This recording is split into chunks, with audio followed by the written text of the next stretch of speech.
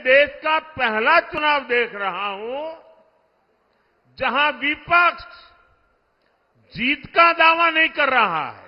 आज सपा की स्थिति ये है कि यहां हर घंटे उसे अपने उम्मीदवार बदलने पड़ रहे हैं। जिन सीटों को कांग्रेस अपना गढ़ मानती थी, वहां भी उसे उम्मीदवार उतारने की हिम्मत नहीं हो रही है। यहां उत्तर प्रदेश में 2 लड़कों की जो फिल्म पिछली बार फ्लॉप हो चुकी है, उस 2 लड़कों की फिल्म को इन लोगों ने फिर से रिलीज किया है। मुझे समझ नहीं आता, अरे काठ की हांडी को ये इंडी गठबंधन वाले कितनी बार चढ़ाएंगे। साथियों, अब हम भारत को विकसित राष्ट्र बनाने के मिशन में जुटे हैं। वहीं दूसरी तरफ जो हमारे विरोधी हैं, वो क्या कर रहे हैं? ये सत्ता पाने के लिए तड़प रहे हैं, छटपटा रहे हैं। मैं देश का पहला चुनाव देख रहा हूं जहां विपक्ष जीत का दावा नहीं कर रहा है। किसी विपक्ष के नेता से आपने सुना कि भाई उनकी सरकार बनेगी? सुना? कोई बोलता है? बल्कि विपक्ष सिर्फ इसलिए चुनाव लड़ रहा है ताकि भाजपा की सीटें 370 से कम की जा सके और एनडीए की 400 से कम की जा सके, इसके लिए लड़ाई लड़ रहा है। आज सपा की स्थिति ये है कि यहां हर घंटे उसे अपने उम्मीदवार बदलने पड़ रहे हैं। ये लोग उम्मीदवारों तक का फैसला नहीं पा रहे। और कांग्रेस की स्थिति तो और विचित्र है। कांग्रेस को तो उम्मीदवार ही नहीं मिल रहे।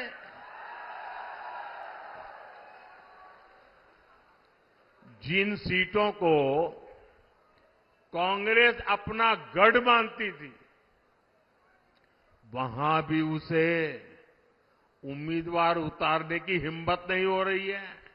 मैंने तो देखा कुछ जगह पे जिसको उन्होंने उम्मीदवार घोषित कर दिया, टिकट दे दिया, उसने दूसरे दिन वो इस्तीफा दे दिया।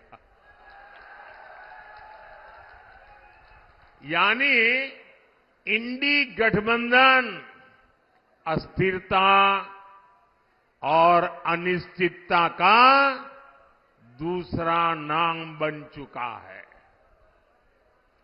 इसलिए देश आज उनकी एक भी बात को गंभीरता से नहीं ले रहा है। और मैं उत्तर प्रदेश को तो, क्योंकि यहां के लोग बहुत जानकार हैं, समझदार हैं, आपको याद होगा पुराना, यहां उत्तर प्रदेश में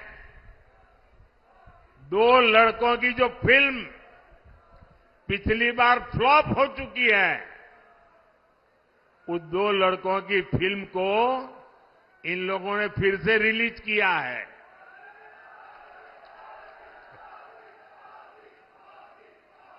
मुझे समझ नहीं आता, अरे काठ की हांडी को ये इंडी गठबंधन वाले कितनी बार चढ़ाएंगे। साथियों, कभी जिस कांग्रेस ने आजादी की लड़ाई लड़ी थी और कैसे बड़े बड़े दिग्गज कांग्रेस के साथ जुड़े हुए थे, महात्मा गांधी का नाम जुड़ा हुआ था, लेकिन आज देश एक स्वर से कह रहा है, आजादी की लड़ाई लड़ने वाली वो कांग्रेस तो दशकों पहले ही समाप्त हो चुकी है। अब जो कांग्रेस बची है, उसके पास ना देश हित में नीतियां हैं, और न ही राष्ट्र निर्माण का विजन।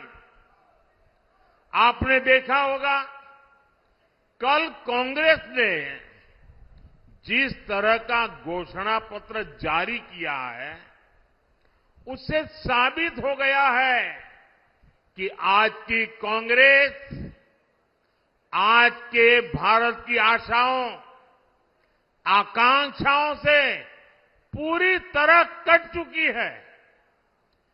कांग्रेस के घोषणा पत्र में वही सोच झलकती है जो सोच आजादी के आंदोलन के समय मुस्लिम लीग में थी।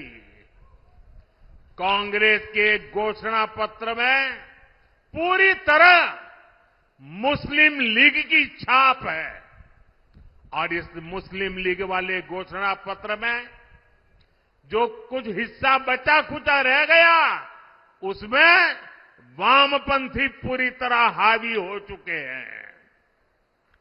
कुल मिलाकर कांग्रेस इसमें दूर दूर तक नहीं दिखाई देती है।